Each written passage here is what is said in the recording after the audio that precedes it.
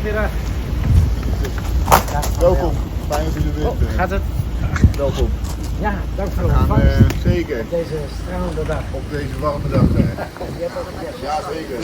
Ja, nee, A primer día, Minister de Justicia y Seguridad de Holanda, David Van Weel, ha visitado el centro de policía na Macuarima, durante el cual el año recorrido door el anfitrión alto comisario de policía Ramón Arnam y se reconoció con varios departamentos que están ubicados en el centro na Macuarima.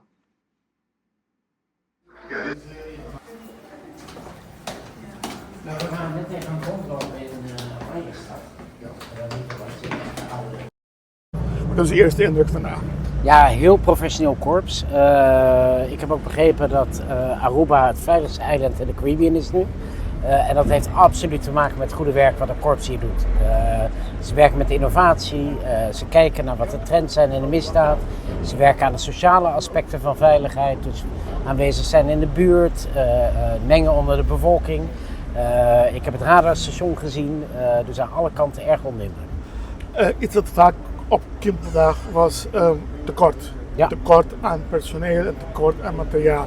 Is dat iets wat Nederland kan doen voor u? Voor Aruba? Kunt u iets aan Nederland doen bijvoorbeeld? Nou, we nemen dat zeker mee. We hebben een overleg 1 keer per half jaar met alle ministers van Justitie van de landen. Dus ik, maar ook de minister van Justitie van Aruba, Curaçao en Sint Maarten. Dat zou nu zijn. Dat was de reden dat ik hier oorspronkelijk was. Dat is nu helaas niet doorgegaan vanwege de verkiezingen hier en de formatie die nog loopt. Maar in juni ben ik weer terug. Dan hebben we wel zo'n overleg. En dat zijn nou precies het soort vraagstukken waar we het dan over hebben. Wat kunnen we leren van elkaar? Wat moet er gebeuren? Waar zijn tekorten? En wat kunnen we daarin voor elkaar betekenen? Wat was uw indruk van hem? Laten we het eerst zo beginnen. Nou, Hobby Bong. Het is een persoon die met 2 benen op de vloer staat. Het ding een defensie-achtergrond, dus dat maakt het sowieso wel makkelijker om met te verbinden, zeker in een operationele organisatie. Dus we hebben echt een mooi gesprek gehad en ik heb alle vertrouwen in een goede samenwerking.